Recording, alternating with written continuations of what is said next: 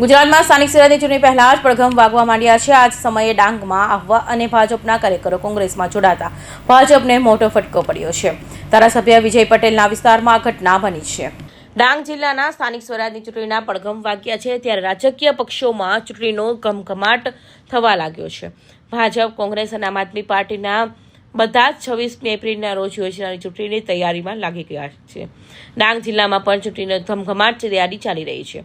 જોકે ભાજપમાં સ્થાનિક સ્વરાજની ચૂંટણી તાણે જ કાર્યકરોને બળાપો બહાર આવતા પક્ષના જિલ્લાના આગેવાનો દોડતા થઈ ગયા છે। ધારાસભ્ય વિજય પટેલના ગામના લોકો જ ભાજપથી નારાજ હોવાનું જણાતા સ્થાનિક ભાજપમાં હડકંપ મચી ગયો છે। ચીકટિયા, હનવત, ચોડ, વાગણ સહિતના લોકો કોંગ્રેસમાં જોડાયા છે। 300થી વધુ લોકો ભાજપને રામ રામ કહીને કોંગ્રેસમાં જોડાયા હોવાનો દાવો કરવાની આવી રહ્યો છે। કોંગ્રેસના આગેવાન અને ભૂતપૂર્વ ધારાસભ્ય મંગળ ગાવિતના હસ્તે તેઓને કોંગ્રેસનો ખેસ ધારણ કરી લીધો હતો। મારી સામે ભાણિયાની ઘરવાળીને ઊભી રાખી ઘરમાં જ ભાજપ રાજકારણ કરે છે।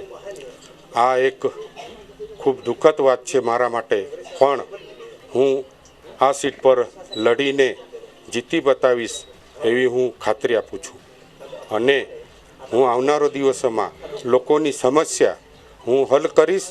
જે બી કામો છે એને હું વાચા આપું છું અને એમના જે બી કામો હોય હું કરીશ અને કરીશ। કોંગ્રેસમાંથી જે દીપકભાઈ પિંપળેને ટિકિટ આપેલી છે એની સામે એમના જ બેનની વહુ શ્રદ્ધાબેન તુષારભાઈ ખરેને ટિકિટ આપેલી છે અને ડાંગ જિલ્લામાં ખૂબ જ આહવાબેનની સીટ એ ખૂબ મહત્ત્વની સીટ રહેલી છે કેમ કે ત્યાંથી સ્થાનિક આપણા ધારાસભ્ય પણ આવે છે અને ડાંગ જિલ્લાનું નાક કહેવાય એવી આહવાબેનની સીટ છે।